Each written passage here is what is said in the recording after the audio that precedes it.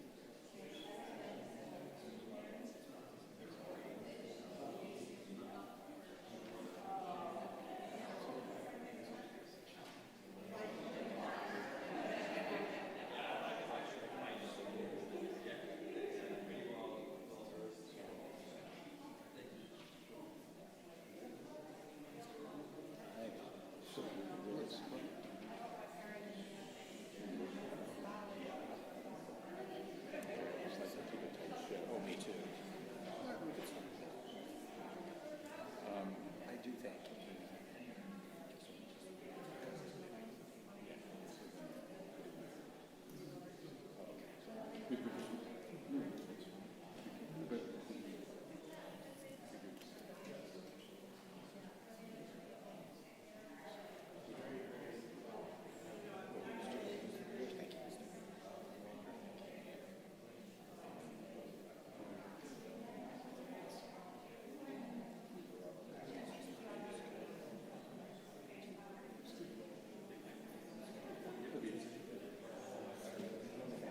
They have the cards.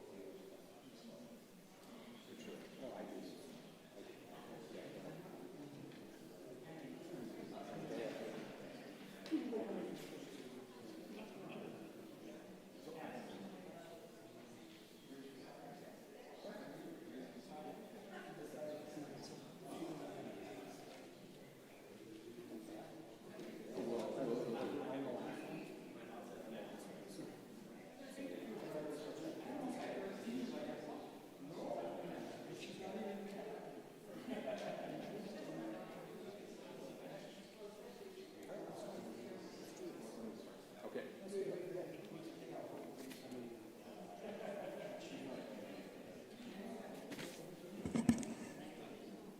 Good evening and welcome. I'm tempted to say Shabbat Shalom a day early because it just feels when you're up here, Shabbat Shalom. Thank you all so much for coming to the annual meeting this year. I'm Steve Wallace, the outgoing president, and this should run about an hour, and then we will have a wonderful oneg together.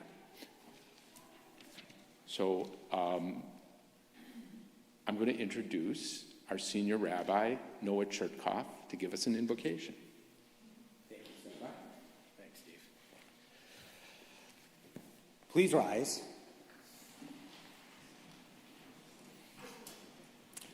Eloheinu v'Elohei avotenu v'imotenu, God of our ancestors, God of the generations. As we gather this evening for the sacred work of community, we pause to invite your presence into our midst.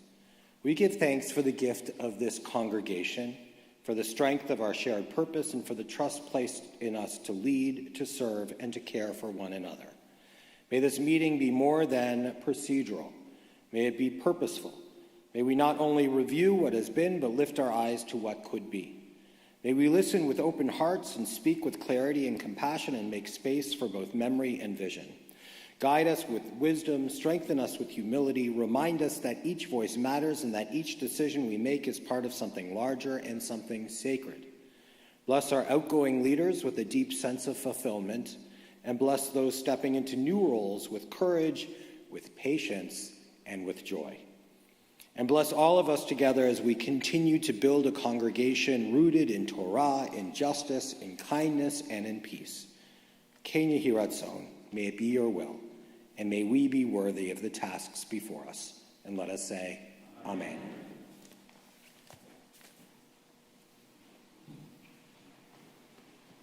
Thank you, Rabbi. Our first order of business is to approve last year's minutes for the annual meeting. So I would like to call on past President Linda Berlin. Linda? Mr. President, I would move the suspension of the reading of the minutes since they are on the insert in our booklet. So moved. Second, from our Life Trustee, Jim Ross. Thank you, Jim. So we will dispense with the reading of the minutes, but I'd like a motion to approve the minutes without them being read. Would someone like to make the motion? Thank you, Barry. And a second? Thank you, Larry. Any discussion? All in favor? Aye. All opposed? Abstain? None. We approve the minutes. And with that, we'll move right along to our outgoing treasurer, Scott Franklin, for his report on last year's finances. Thank you, Scott. I don't know how we would make this place run without you, so the floor is yours.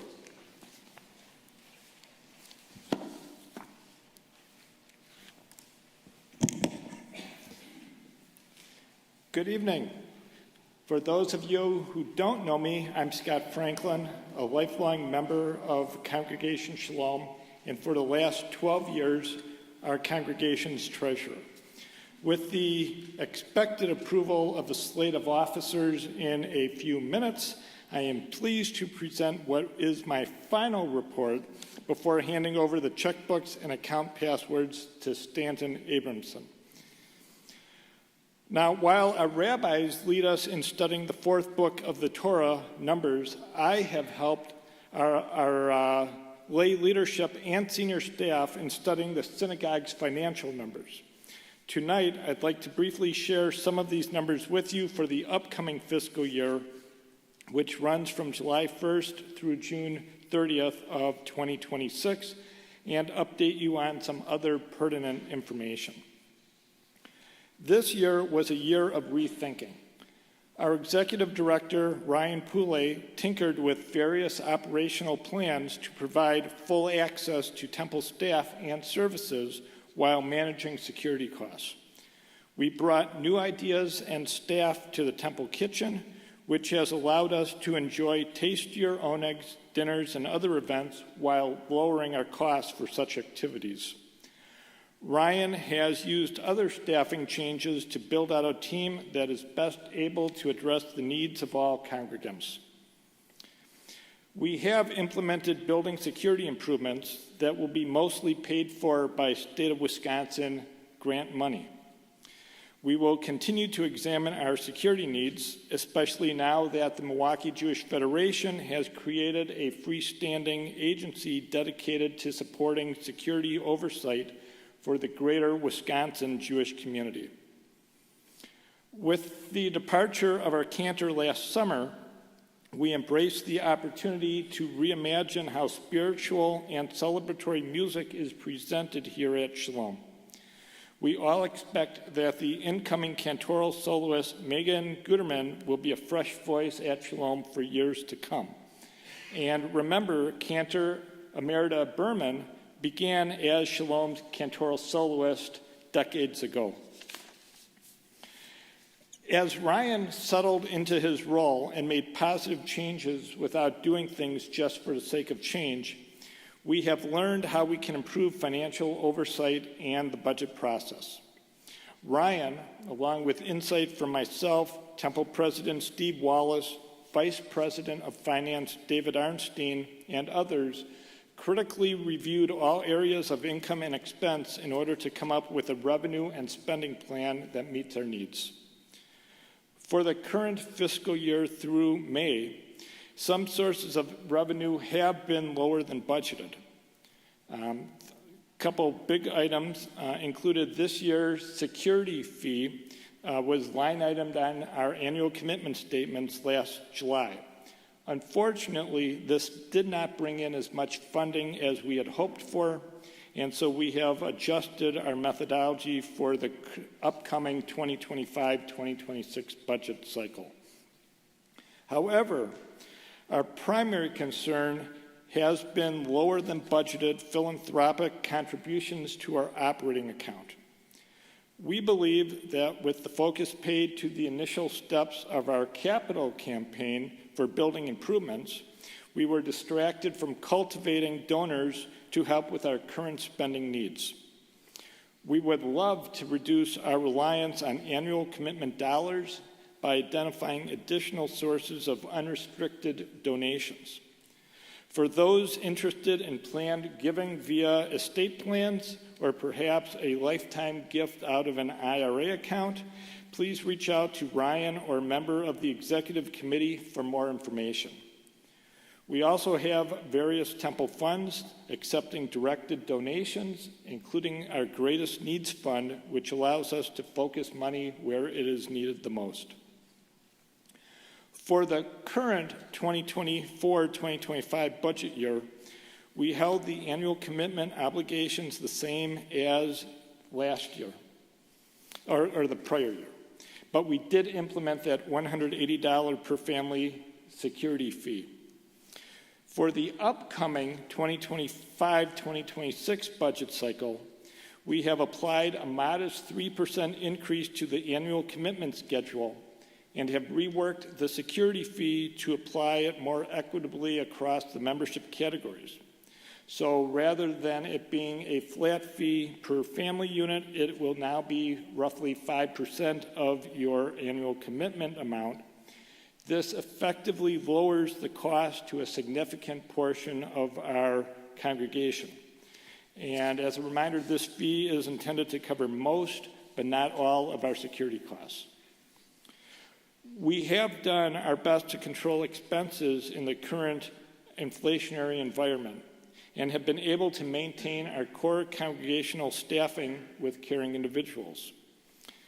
After 11 months, our payroll expense for this fiscal year is tracking close to the authorized budget amount, and for the upcoming 2025-2026 cycle, we budgeted for a lower payroll.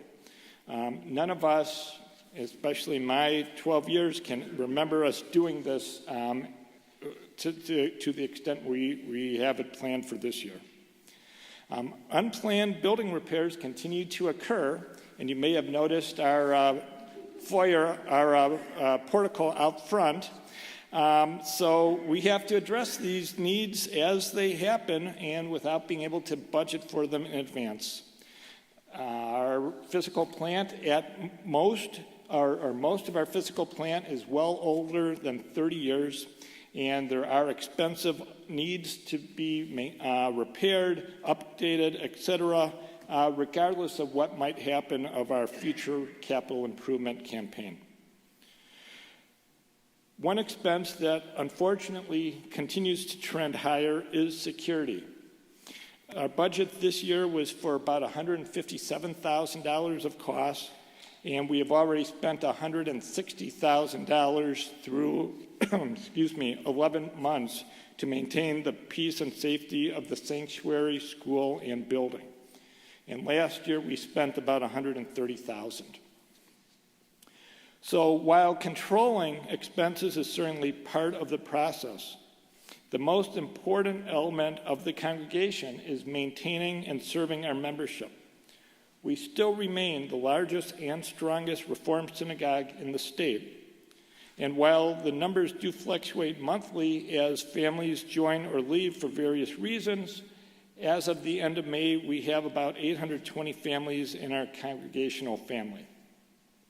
Attracting new members and retaining our current members is an important part of the work that goes on here at Congregation Shalom. The staff, clergy, board, and lay members are all involved in various ways to accomplish this task. Part of our core mission is providing a sound religious and Hebrew school. Our director of congregational learning, Brian Abner, leads the largest non-day school Jewish education program in the city. The growing student population has resulted in additional school fees that help offset the cost of this education. And also, again, remember our school fees that are paid only partially cover the school's operating costs. The general operating budget picks up the difference. The Budget Committee and Ryan presented the proposed budget to the congregation's Board of Trustees at a special meeting in early May. The board had a solid discussion about the pros and cons of the spending plan and subsequently approved the budget as presented. We are projecting to bring in approximately $2,321,000 of revenue from all sources, including using donor funds from earlier years, to offset an expected $2,376,000 of planned spending. Now, while this sounds like a deficit budget, we project to use our annual transfer from the endowment fund and some additional investment income to cover the spending gap. Our budget should be cash flow positive over the complete 12-month cycle.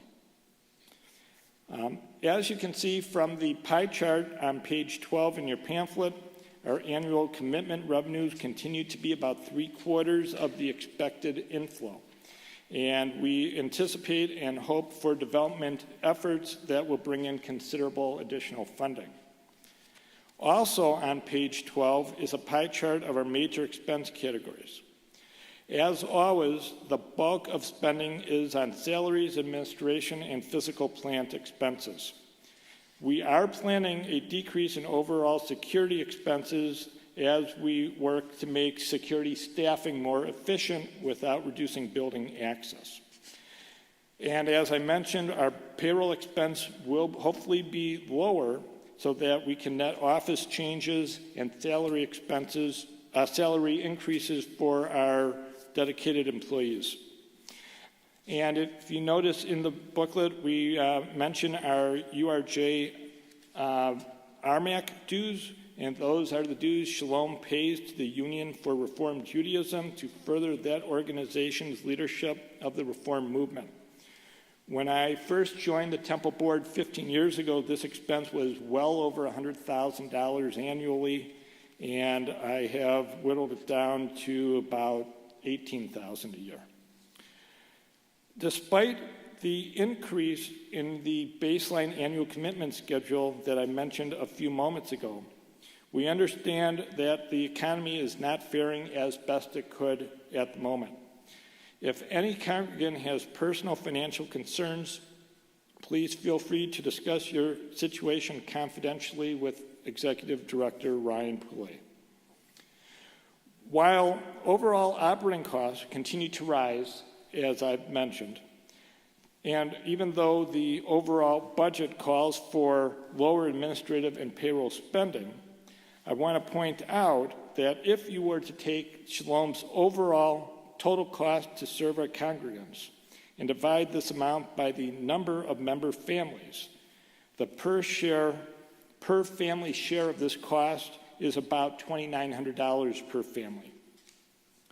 Well over half of our congregants pay less than this amount according to our dues schedule. So for those congregants who are able to help out, please consider making an additional contribution to our operating fund or increase your annual commitment level. And don't forget that if you bring in a check, please no cash, as payment in full before July 15th, you can take a 2% discount on the amount due. Annual commitment information was emailed out earlier this week, and if you don't get it by email, you should get it through the post office. If you haven't received your statement by the end of this week, please contact the Temple office, and they will send you another copy. The Temple Board and Executive Committee realize that development must continue to be a priority to reduce our reliance on annual commitment dollars. Shalom can only thrive with the generous support provided by both your annual commitment funding and supplemental donations. Again, if you would like more information on how to be part of our larger development efforts, please reach out to Ryan, Steve, or Larry Galapol, our incoming president. Although we will continue to critically review our programming and events offerings to ensure that we are meeting the mission of the congregation, as well as being fiscally responsible, we want all congregants to realize that we have many costs that are not so glamorous, and I keep repeating about security in our aging physical plant. We do have a long list of capital repair items, and it is imperative that we replenish our various funds so that,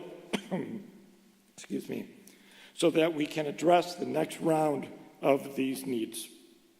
Our beautiful sanctuary is in need of fresh carpeting and seat repairs. Some of the HVAC units are well past their useful lives.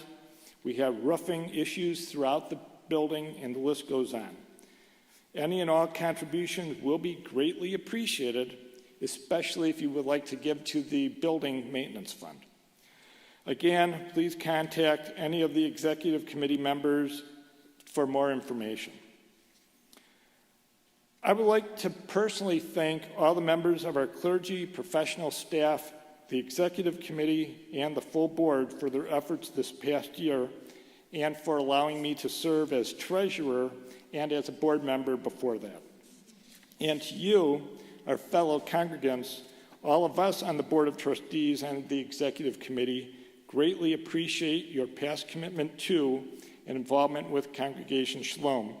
And we hope that each of you is able to continue your support of our congregation for the next generation. Thank you.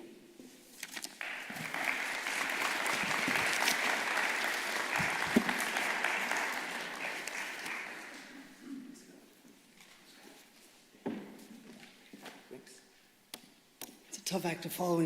Scott's been doing this for 73 years or something. Thank you, Scott, for everything. Honestly, this is like my 18th or 19th month here.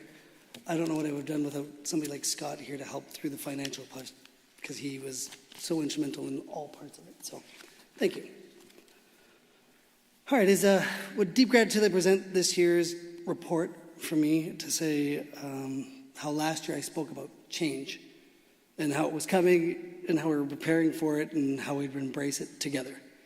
Well, this year we just didn't talk about it.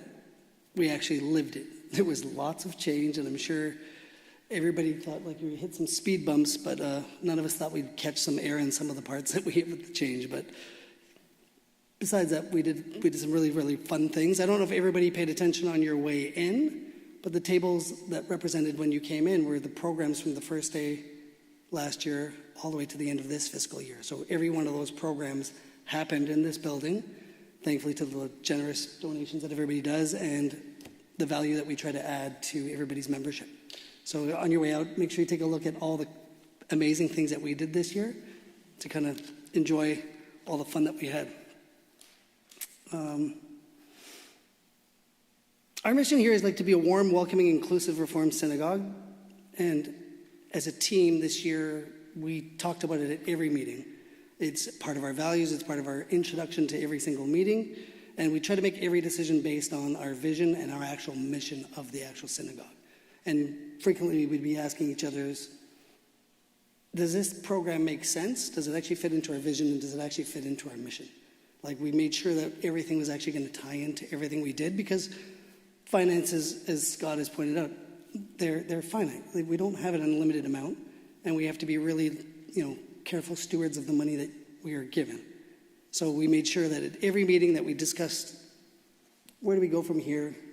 There's lots of programs, there's lots of ideas, there's lots of things to do, but you have competing priorities, and you have to be pretty steadfast in our vision and our mission to say, this one makes the most amount of sense, and we're going to continue doing that. So this year we focused on enhancing our member engagement through events and programs. We were trying to strengthen operational systems in our communication. We're expanding our marketing and programming efforts just overall to better connect with our actual community and the broader community, and making sure that we were adding value to everybody's membership. Some of the key accomplishments that we ended up with this year, just so you don't have to go read all of them out there, we're going to run through a little list of all the fun things that we went through to make sure that you remember that what we do here with the small amount of staff that we do have is quite incredible. So we had over 200 minions. We had 27 Boker Tov Hebrew and Sunday school sessions.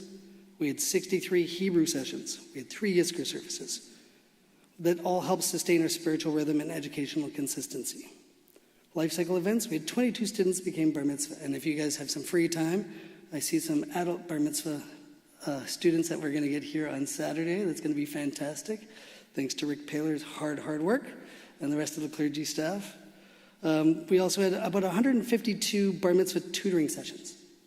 We had 50 Shabbat lunches, a little bit more maybe, which all deepened our community and connection and celebration. And if you've never been to one of our Torah studies and one of the luncheons, it has quickly in the last 12 months become one of our best programs. Like, sometimes we have 40 people at that luncheon, which is sometimes much greater than our Friday night service.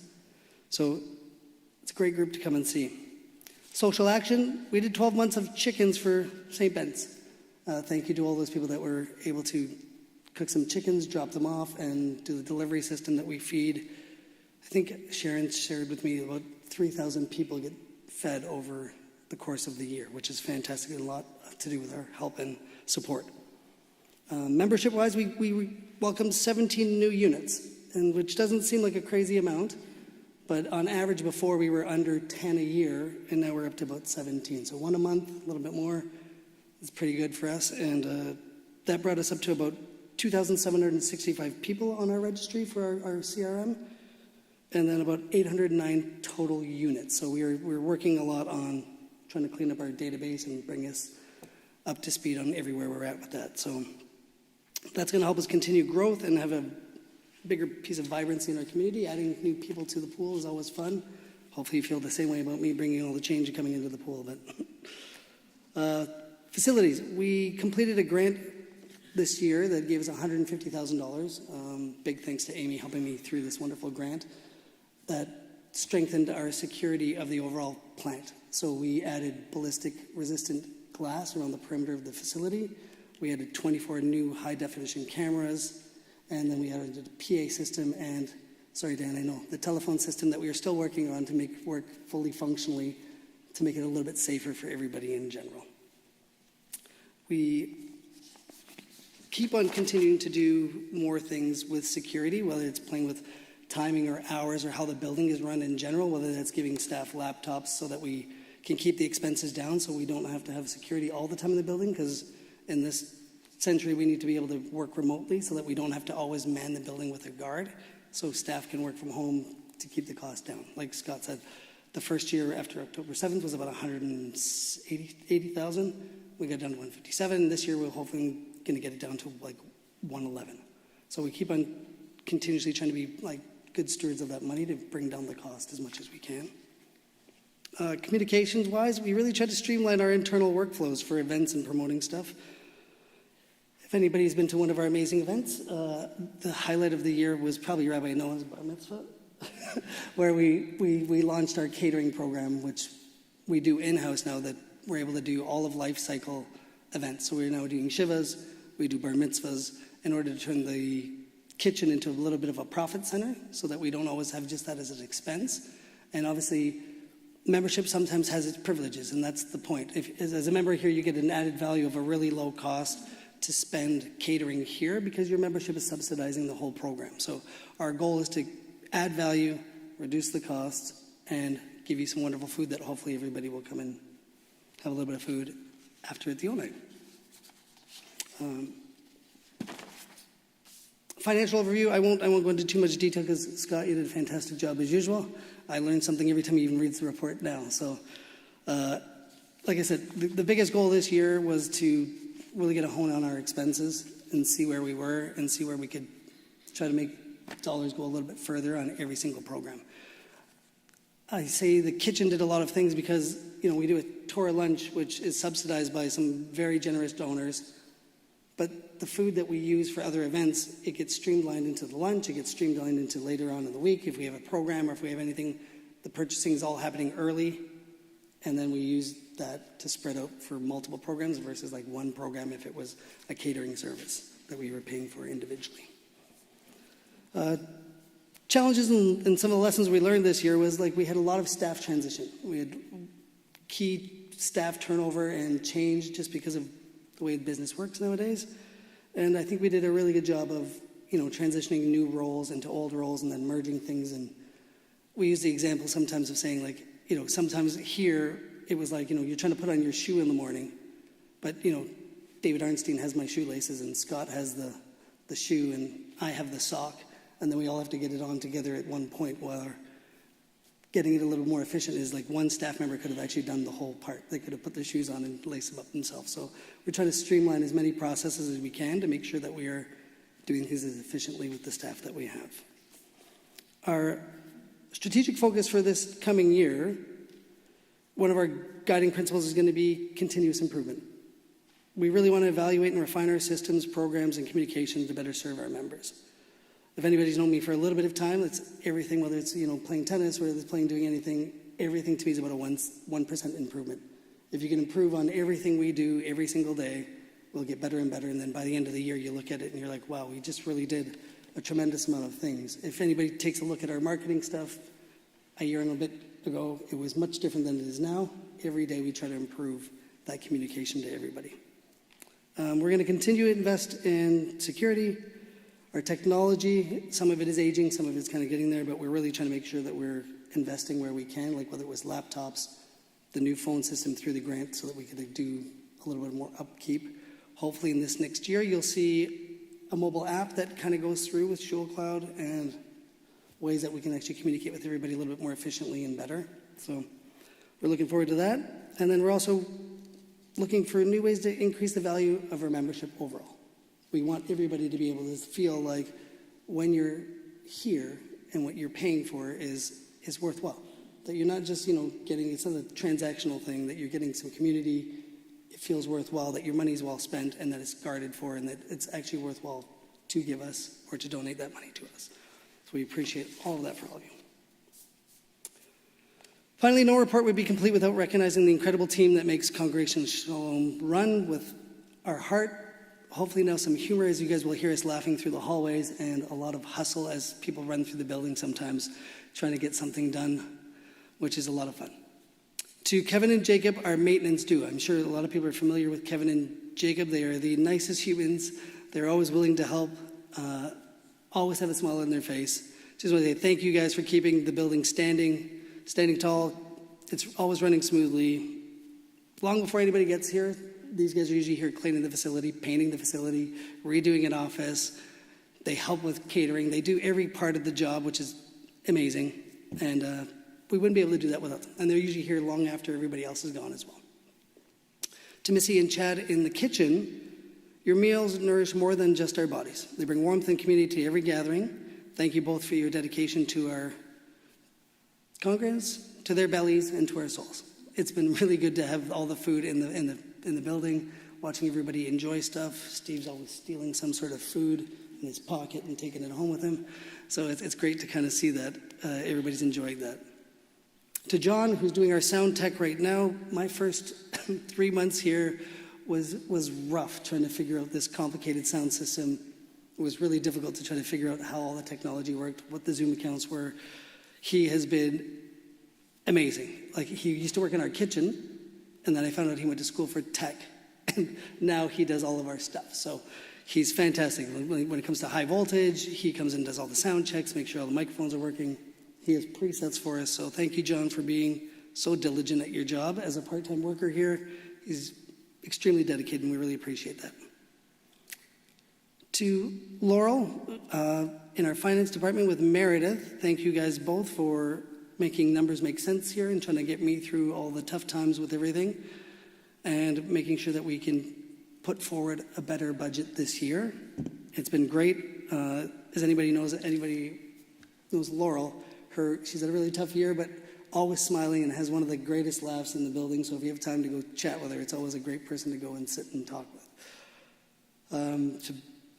To Brian and Maddie, our educational leaders, thank you for inspiring our learners, guiding our families, and shaping the future of this community. I know the teachers do a lot here, and I know Brian and Maddie do very much for all these kids. And to watch Brian and Maddie know every single kid's name in this building when they walk through is something to behold. It's incredible.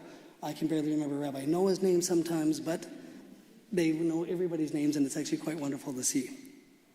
To Andrea, who wears more hats than we can imagine in this place. She has merged 2 jobs. She has handled it with a smile. She keeps on improving absolutely everything that she does here. And it's really wonderful to work with somebody like that who's able to keep us on solid ground, from whether it's the clergy's schedule, anything that she comes into the place for the clergy, she takes care of. She now does all the events. She makes everything look amazing in there. She's been fantastic. So thank you very much for that. To Georgie, thank you. She's one of our newest administrative anchors. Thank you for juggling all the things that I'm really horrible at when it comes to like calendars, calls, and countless details that I'm not great with when it comes to that. So thank you very much. She always does it with a smile and also does it with a British accent, so it always sounds much more proper than it probably really is coming across. And thank you to our lay leaders and volunteers for your time and energy. Like, the committees have been fantastic. The Tikkun Olam is a perfect example of how well it's really been. And we really appreciate all your extra time. David, thank you so much for bailing me out of stuff all the time and thinking through things with me, being a great thought partner. So I really appreciate that as well. And I really want to give out a special thank you to Amy and Meredith. Thank you both for working so hard these last 18 months. I know I'm a bit crazy, and I know that change isn't always what everybody loves to do. And I sometimes drag people through the change with me. So thank you both for being patient with me. Thank you both for doing everything you have in the last few years. I know Amy's been 4 years and a bit, and Meredith about 10 years and a bit. Thank you guys both. You're both here in the crowd. So thank you both very much for all your hard work and dedication. You're both congregants, so I imagine I'm going to drag you into some sort of committee to lead anyway. So thank you for that. And one more last thing for me, I would like to say a special thank you to someone who has been a true partner in leadership for me, Steve. Steve, you're a visionary. You're future-oriented. You're bold. You're deeply grounded in the values of this organization. You have a rare ability to get things moving, to challenge the status quo, and to do so with humility and care. I'll never forget one of our early one-on-one meetings, we call them. On Wednesday mornings, we go to Maxfield's if anybody wants to crash the party, with Rabbi Noah, Steve and I, and now Larry has been joining as well, so now it's really a one-on-one-on-one. We were sitting there having a conversation, and for some reason, it turned to how each of us evaluates risk. And Rabbi Noah and we were talking about, like, I'll evaluate risk, but take it a little bit easy. I wouldn't consider myself a risk taker. Rabbi Noah was like, maybe not so much. And then we were both, just kind of sitting there. And then Steve quietly said, I'm not a risk taker either. And then Rabbi Noah, there was a huge pause. And Rabbi Noah and I looked at each other, made eye contact. And with Rabbi Noah's warm charm, he looked over and said, "Really, Steve? Really? You don't think you're a risk taker?" And we had a great laugh. And Steve and I, we were all just dying of laughter sitting in that cafe. People think you're crazy. And then I just remember seeing the look on Steve's face. He genuinely, wholeheartedly looked surprised that we thought he was a risk taker. He was literally walking around like shaking his head like, I'm not really, you guys, honestly? And Rabbi and I were like, truly. So I went home that night, and as I know I often do a lot, I think about my day, and I was thinking, and I was leaving this like saying, wow, he really doesn't see himself as a risk taker. And, maybe that's because when you take a risk, Steve, it's never reckless. It's thoughtful. It's inclusive. You consider every angle, every voice, even the ones that you might not entirely be valid. They know who they are. But Steve, you're a true leader in every sense of the word.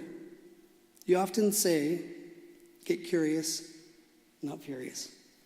That mindset of inquiry over reaction, of openness over judgment, is exactly what makes you such a powerful leader.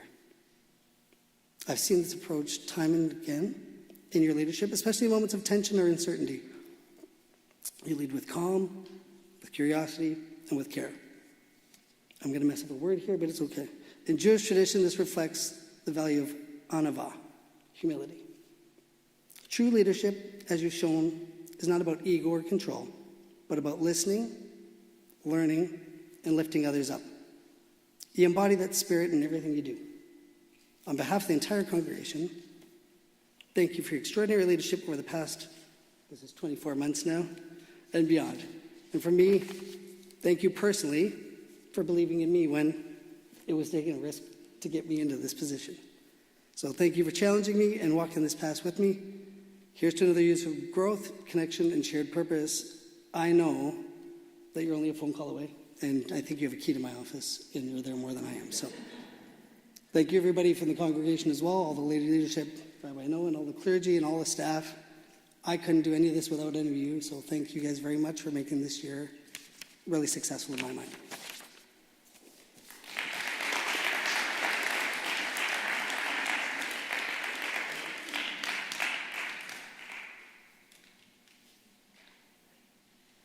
Thank you very much, Ryan. Our incoming president, Larry Gallopole, will present the next report. It's our tradition. We've changed it a little bit, where our incoming president gets to chair the nominating committee with an eye towards building the board in something of their image and what they'd like to work with in the next 2 years to come. So, Larry, the floor is yours. That's my image also. It's in your image. Thank you, Steve. After Steve tapped me on the shoulder and said, I need you to run the nominating committee, I ran to the bylaws to find out exactly what I needed to do. The nominating committee, aside from the chair, is composed of 5 board members and 5 members of the congregation, and everybody I reached out to was more than happy to serve on the committee. At the end of my report, I will ask for a motion to approve the slate of nominees for election to the various positions, but I am going to wait till the end so we can thank and acknowledge the people who are changing either roles or leaving the board. The changes that are coming up include Mike transitioning to president from president-elect, Steve going from being the current president to the immediate past president. Brent Arnold, who is currently the immediate past president, will go to the group of past presidents. As was mentioned earlier, Stanton Abramson is going to be taking over for Scott as the treasurer.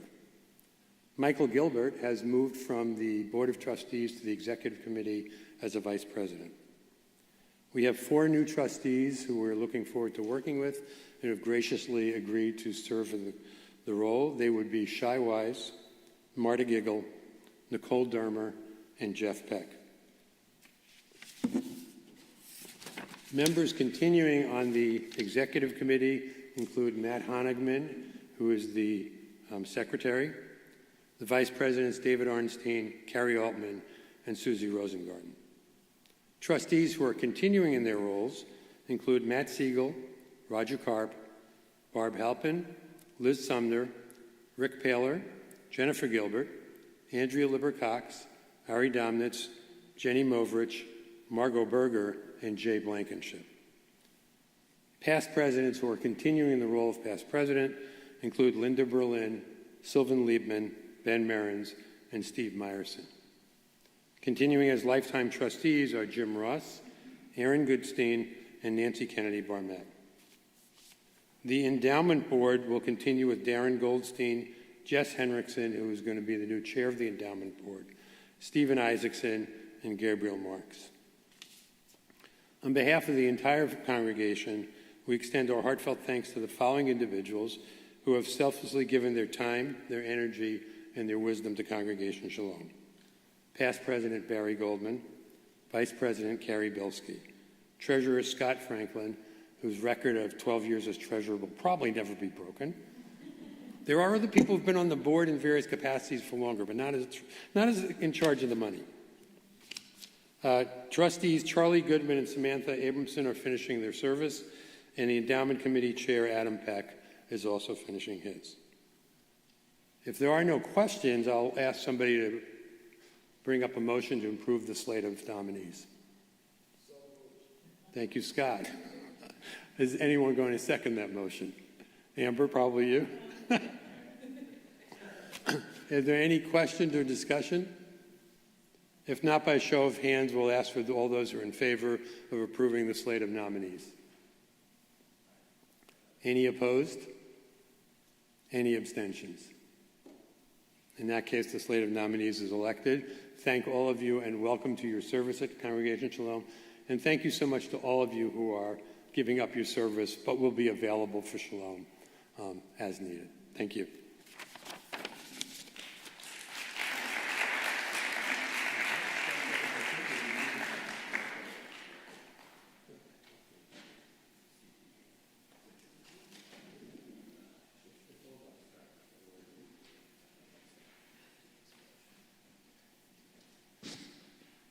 All right, the next part on our agenda is moving to the installation of our new board members. So we'll ask them all to come up. That's right. Please. And Sadie, will you open up the ARC doors? Will you come up and open up the ARC doors with me? Thank you so much. And if you are part of the new board slate, we invite you to come up so that you can receive the blessing in the Torah. Thank you, Sadie. Please rise, and we invite now all of our board members, our new board members, to come up.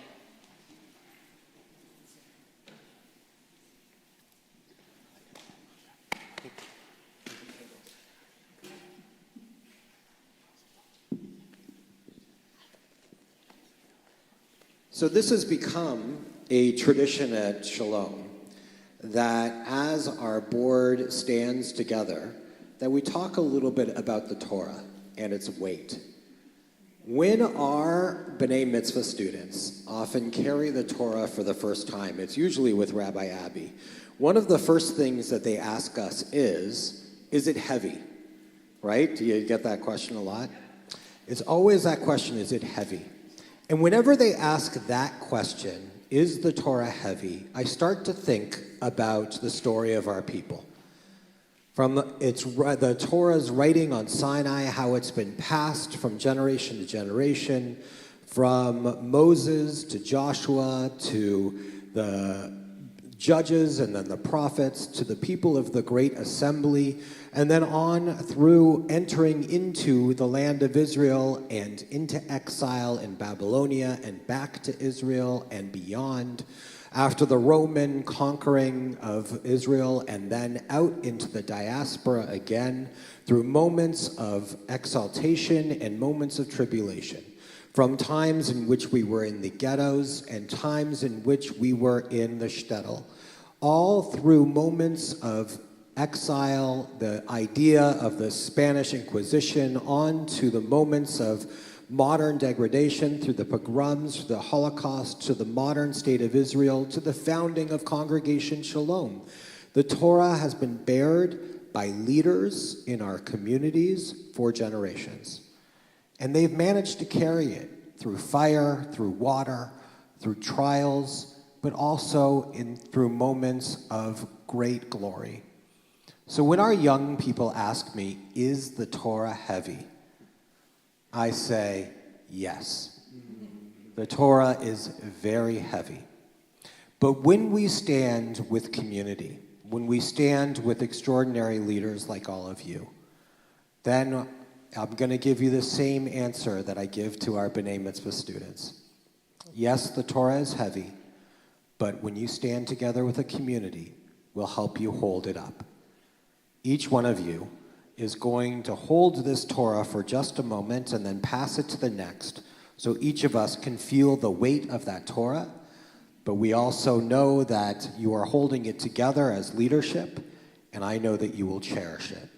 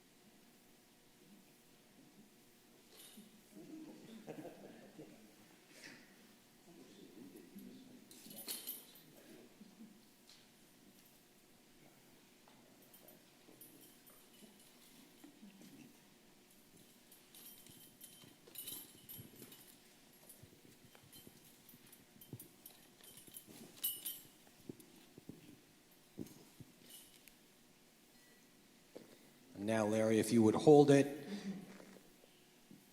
Holy One of blessing, bestow your blessing on these leaders who have been elected to serve our congregation. Instill in them insight and understanding, perseverance as well as patience. Inspire them to work together in pursuit of our community's greatest aspirations, even as they watch over its daily needs.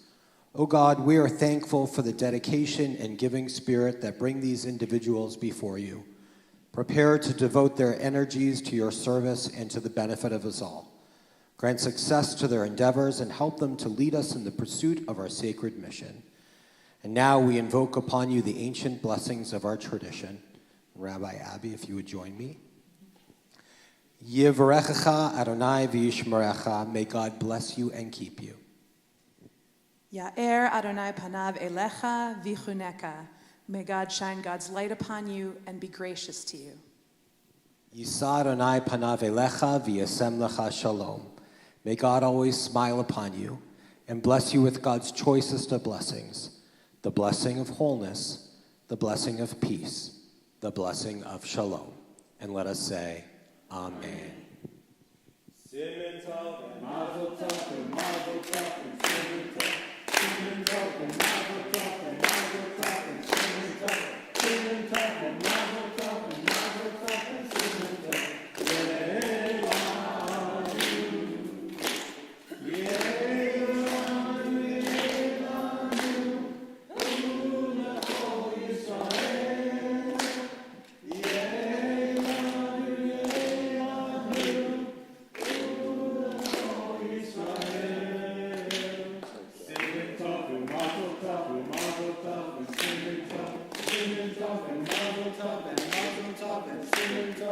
Simen Tov and Mazel Tov and Mazel Tov and Simen Tov.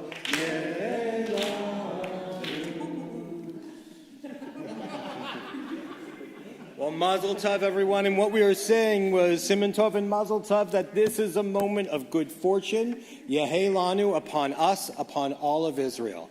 And may we celebrate these moments together, moments of leadership and moments of goodness.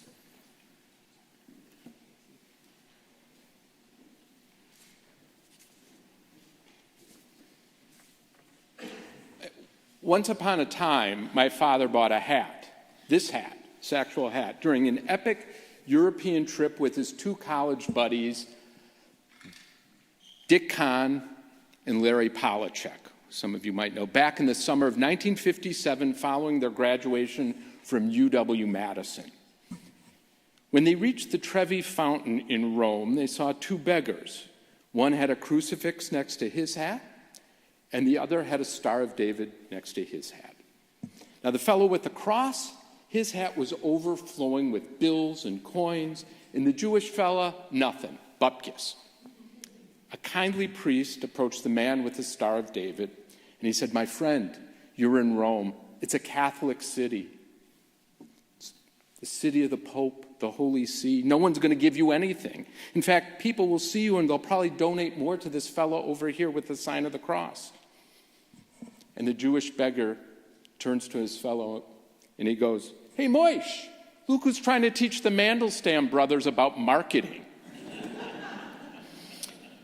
Well, during my 2 years of president, I've occasionally felt like this kindly priest trying to say the right thing or offer a suggestion or two, only to realize I've completely missed the point.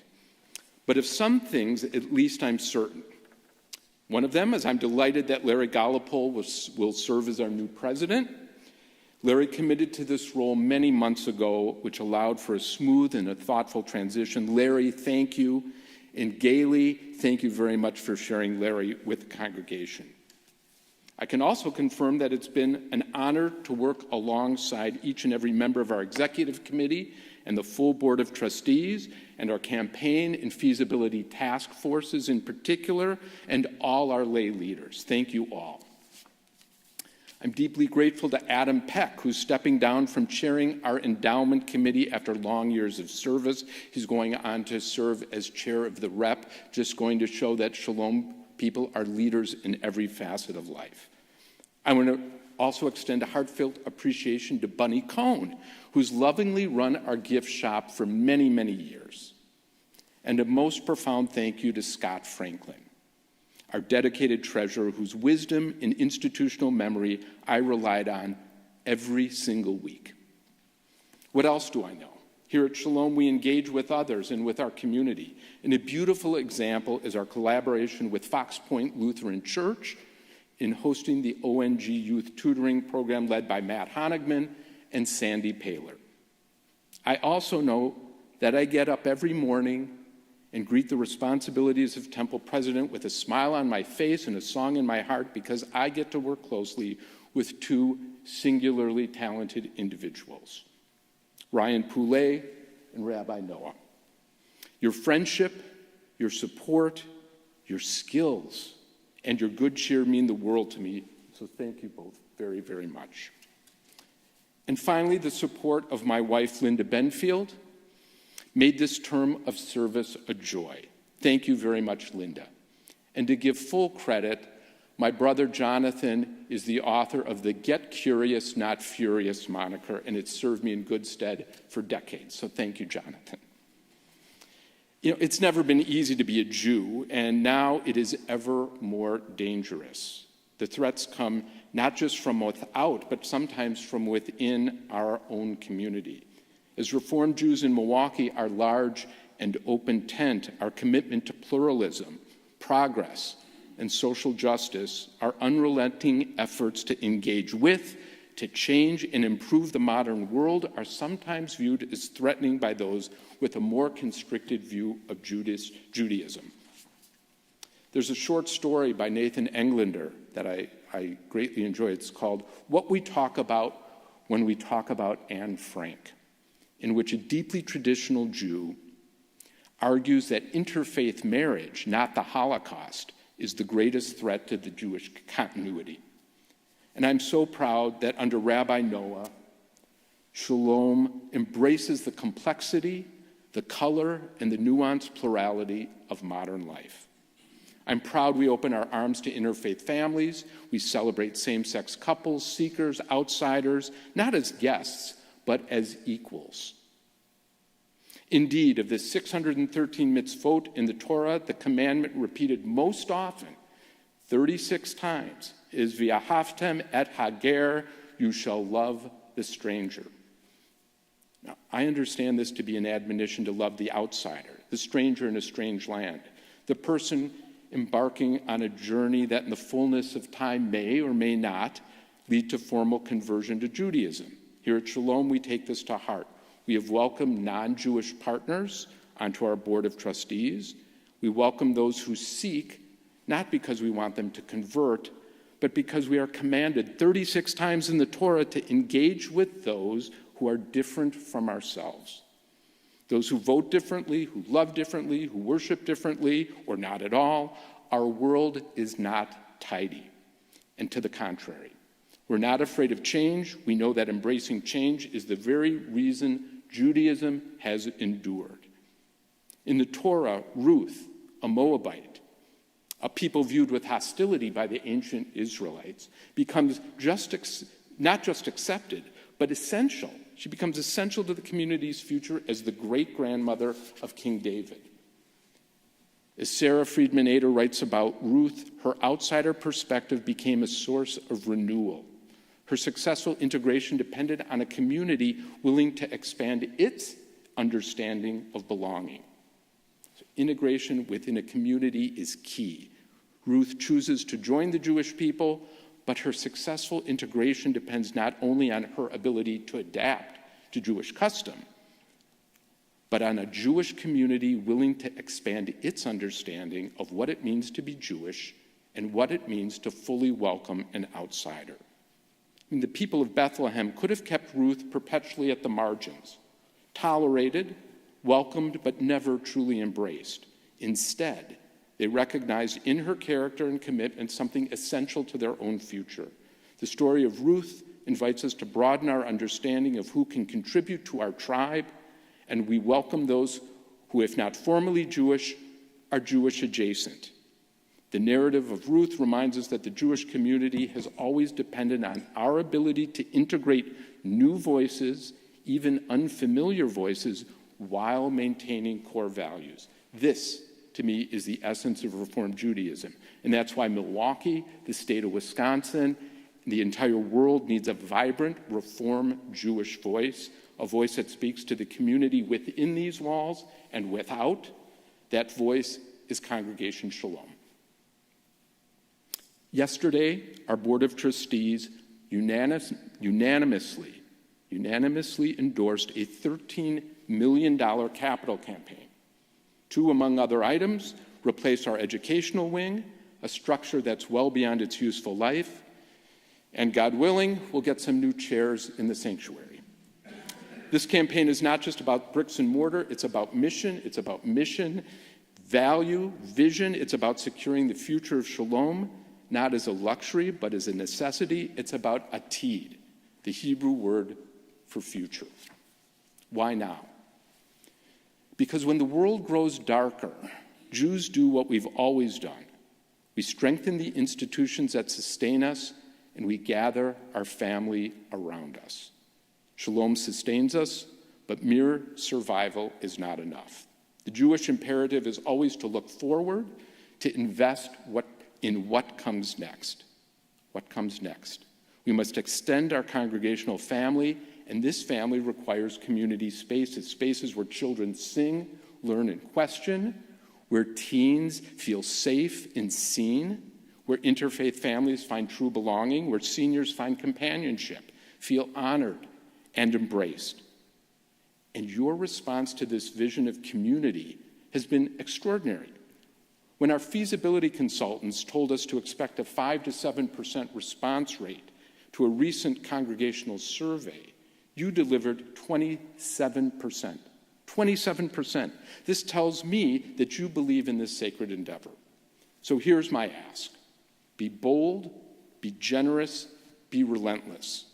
You're not just giving to a building, you're giving to a community, to the Shalom family, to teachers that shape minds, to clergy that celebrate our most sacred family moments, to a future that will only exist because together we built it. Let me end with a story from the Warsaw Ghetto, 1942, just 15 years prior to my father's summer trip. In a hidden classroom, a teacher named Sarah Goldstein gathered children to secretly teach them math, Hebrew, and hope. She risked her life because she believed that education, memory, and most of all community were acts of resistance and resilience. We cannot be in hiding today. We must invest in sacred countermeasures of resistance and resilience to confront the anti-Semitism all around us. Let me say it again. We must invest in sacred countermeasures of resistance and resilience to confront the anti-Semitism all around us. And our answer must be the same as Sarah Goldstein. We must build, we must teach, we must belong.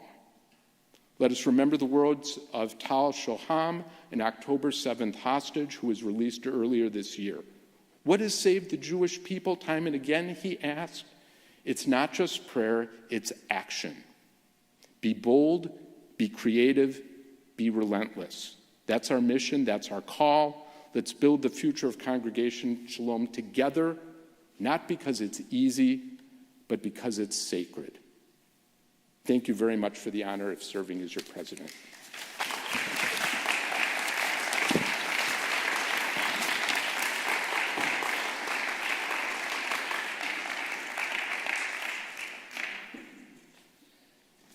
Well, Erev Tov, everyone. This week's Torah portion is Shalach Lecha, and it means send forth. The Israelites are at the edge of the land of promise, and Moses is instructed to send scouts ahead. For 40 days they explore, and they see abundance and richness, possibility, a land flowing with milk and honey. But they also see danger. They see fortified cities and giants, and 10 of the 12 scouts come back shaken. We look like grasshoppers in our own eyes, they say, and so we must have looked to them. That line, we looked like grasshoppers in our own eyes, is one our tradition lingers on. The scouts weren't reporting facts. They were revealing their fears. Fear doesn't just distort what we see, it distorts who we think we are. Only 2 scouts, Joshua and Caleb, insist otherwise. They say, yes, there are challenges, but we can do this with faith and with courage. We can move forward. The people aren't ready, and they panic, and that fear costs them the chance to enter the land. Instead, they wander. It will take 40 years before a new generation born in freedom will find the confidence to claim the future. That story is more than history, it's a mirror, because we all stand at borders. We all send scouts into the unknown, and the real question is not just what they see, it's what we believe about ourselves. Tonight, at our annual meeting, we mark a transition. We welcome new leaders. We look ahead to a new year of building and dreaming and tending the garden of this community. We are, in the language of the Torah, sending forth, and we are doing so in uncertain times. No one here needs to be reminded of the challenges. American Judaism is shifting. Religious identity is shifting. The cultural winds blow strong and strange. Israel, too, stands in a dangerous moment, and we pray for them. We pray for our hostages to return. And all of us are still carrying the long weight of these past years, polarization and loss and dislocation. But we are not grasshoppers, and this is not a community built on fear, it's built on hope. And more than that, it is built by people, by all of you. I want to take a moment to offer my deepest gratitude to someone who has not only served Congregation Shalom with distinction, but who has also been, for me, a trusted partner, a calm presence, and a true friend, Steve Wallace. I still remember the conversation years ago when I twisted Steve's arm and asked him to consider taking on the role of president of the congregation. I think I did it a few times before that lunch. Don't go to lunch with me. It's big trouble. I think I even told him it would be a cakewalk. Maybe I said it with a straight face, maybe not. But Steve said yes, and with that yes, he stepped into one of the most sacred and challenging roles a lay leader can hold in a synagogue community. I want to be clear, it was not a cakewalk. It was eventful. It was exciting, and it was not without its challenges. These past years have brought unexpected twists, complex decisions, and moments that required steady leadership and a clear head. But through it all, Steve met every moment with wisdom, with humility, with good humor, and a heart full of love for this community and this congregation. Steve brings a rare kind of leadership. It's not loud and flashy. He always brings props, though. But thoughtful and grounded and always guided by the question, what is best for the people of Congregation Shalom? He's approached every decision with care, every challenge with curiosity, and every opportunity with vision. And above all, he has led with integrity and kindness. And his love for this community, it's personal, it's deep. He listens deeply, he shows up, he follows through. And whether it's a board meeting or a Shabbat service or a hard phone call that needed to be made, Steve has been there, present, responsive, and unfailingly dedicated. There are things most people will never see. The late-night emails and late-night calls to check in on someone, the hours of preparation before meetings, the quiet ways Steve has supported our staff and clergy behind the scenes. I've seen those things, and I want you to know from the depth of my heart that I could not have asked for a better partner during these years. Steve, your presidency will be remembered not just for what you accomplished, but how you led, with grace and with courage and with devotion. You've left a legacy that will shape the future of this synagogue for years to come, and I'm so proud to have served alongside you. And so we at Congregation Shalom have brought you a gift. Love it if you would open it, actually. Hope this, yeah, that's the right one. All right. You want me to open it? Yeah, open it. Go for it. Thank you for those very kind words. Oh, they're not done yet. There's more. Tempted to say, put them in writing. I can share them with my wife. It's a birthday present for your mom. It's a birthday present for my mother. That's right. My mother turned 88 today. So, mazel tov. There are 88 keys on a keyboard, and may this year be filled with music and joy.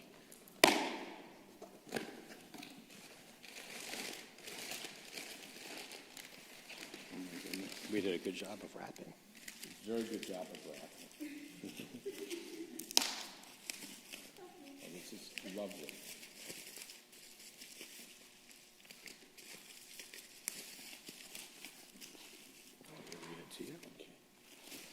So it says, one person's candle is a light to many. That's a quote from the Talmud, from the tractate Shabbat. Thank you for your many years of dedication, passion, and commitment to Shalom. Thank you, Steve. Thank you very much. Thank you.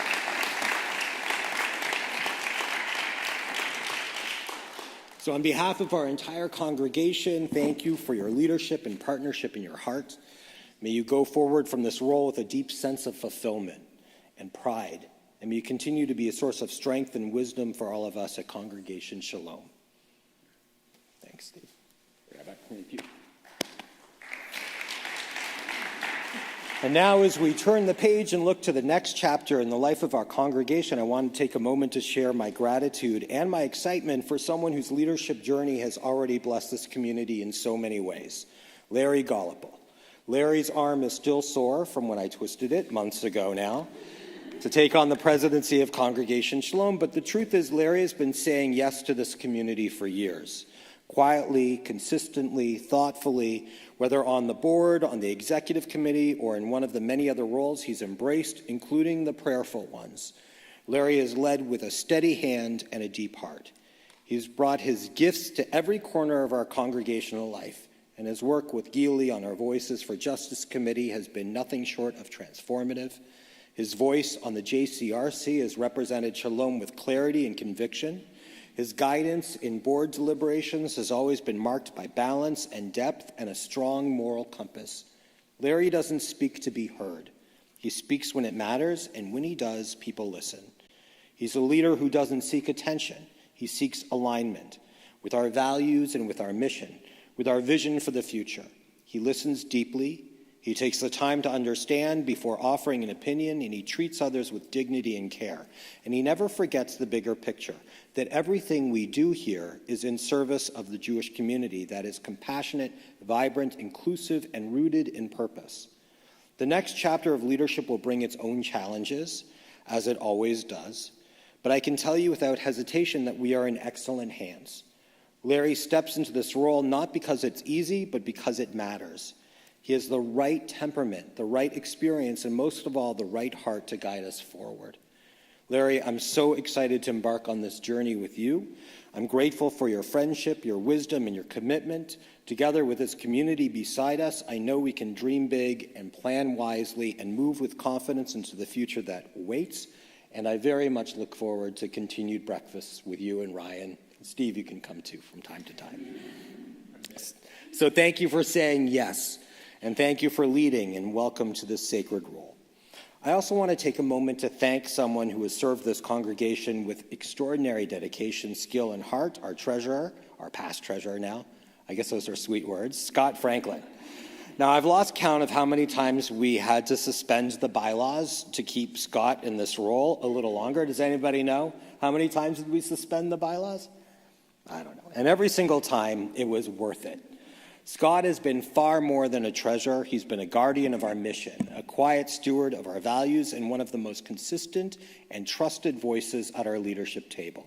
If the synagogue's budget is a reflection of its values, and I truly believe that it is, then Scott has been the one holding up the mirror. He's helped us see not only where our money goes, but what that says about who we are. Scott, your attention to detail is extraordinary, but even more remarkable is the way you pair that precision with purpose.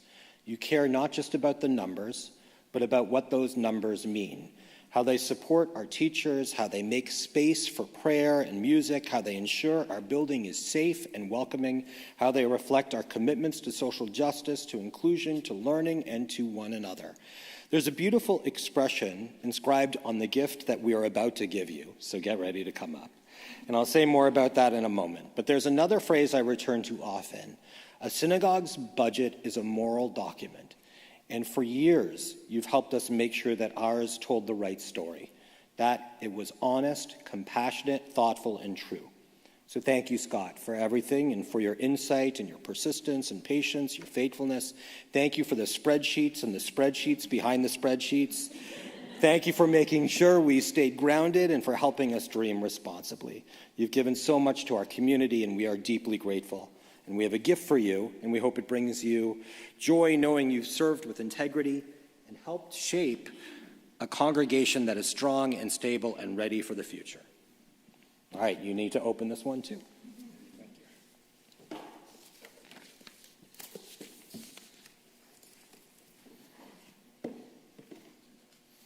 All right, let's read what it says.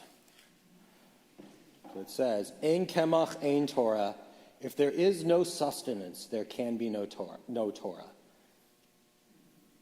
So thank you. Yeah. All right, there's more. Thank you for your many years. Thank you for your many years of dedication and passion and commitment to Shalom, Treasurer 2013 to 2025. Wow, it's pretty amazing. Thank you, Scott.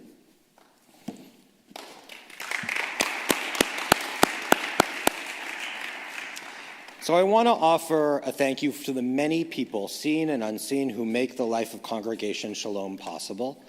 To our dedicated staff, thank you for you are the beating heart of this community. You show up early, you stay late, you answer emails no one else sees, you solve problems before anyone notices, and keep the wheels of this sacred institution turning.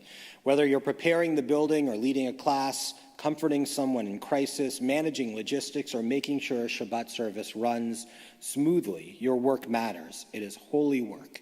And I see you.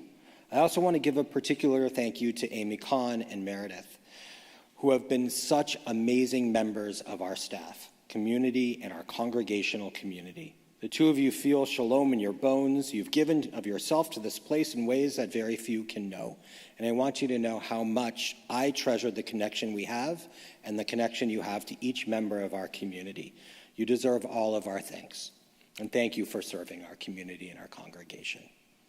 To our volunteers, thank you. You give your time, your energy, your talents again and again, not for recognition, but because you believe in this place. You believe in Jewish life. You believe in community. From committee work to event planning, from setting up chairs to mentoring students, from bringing food to showing up with compassion, from tending to the lives of seniors, you are the lifeblood of our congregational life.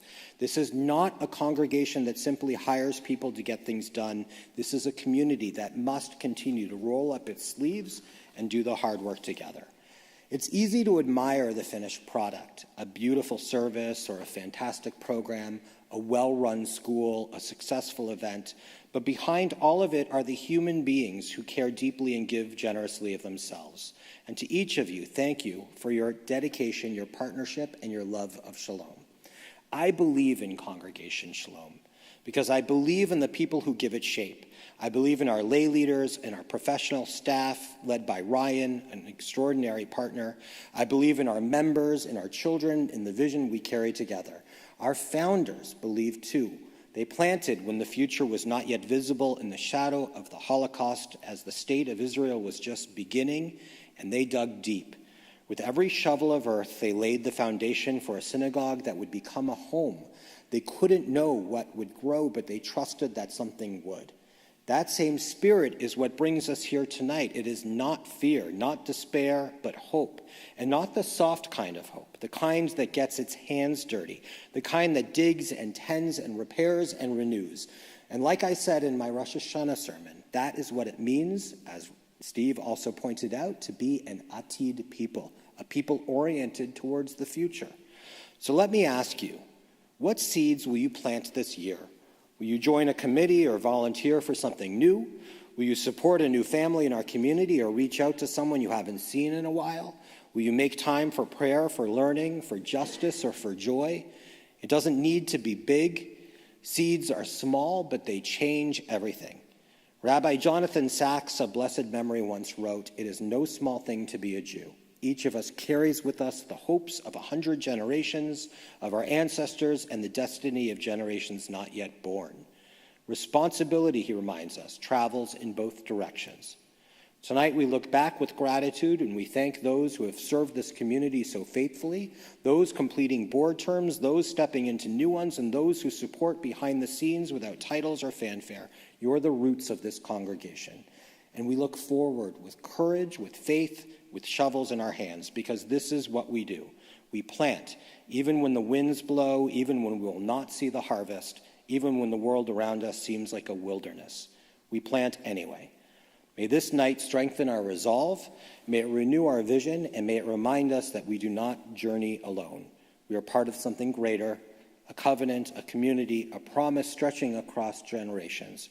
We are Shalom, so let's get to work. Erev Tov, everyone.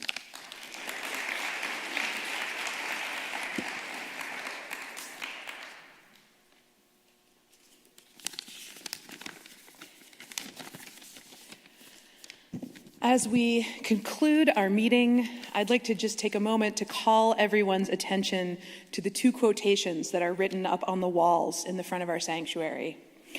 So to your left, we have a line from the Talmud, Da lifnei mi ata omed, know before whom you stand. And then on your right, we have a line from the Torah, Va'asu li mikdash v'shachanti b'tocham, make for me a sanctuary and I will dwell among you. And I think these statements are both here to remind us how special this place is, that whenever we gather in this beautiful and sacred space, we invite God's presence to join us. And whether we are here for rejoicing or mourning, whether for worship or learning or simply to spend time with one another, we are also serving a greater and a holy purpose. We are affirming our relationship with divine, however we understand that, and our commitment to being God's partners on earth by building a more just, a more compassionate, and a more unified world. We come here to remind ourselves of who we are and who we want to be, and to remember that none of us is alone. We are all in this together as a community, as members of the Jewish people, and as human beings. And together, we can accomplish anything we set our minds to. So as we close, I'd like to invite you to please rise as able and to join me in an ancient prayer that I think you probably are familiar with, the Shehechianu, a prayer that celebrates our arrival at this beautiful and sacred moment. May we return here for many more such moments, for many, many years to come. Please join me. Baruch atah Adonai Eloheinu melech haolam shehecheyanu v'kiyamanu v'higianu lazman hazeh. Blessed are you, Adonai, our God, sovereign of the universe, who gives us life, who sustains us, and who brings us to extraordinary moments like these. Amen. Thank you. Erev Tov.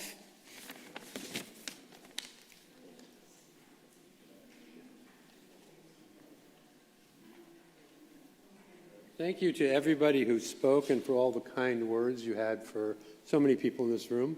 At this point, we'll take a motion to adjourn the meeting. Liz, thank you. Do we have a second? Yes. Any discussion? If not, all those in favor of adjourning the meeting, say aye. Aye. Any opposed? Let us join for the oneg next door. Thank you, everyone.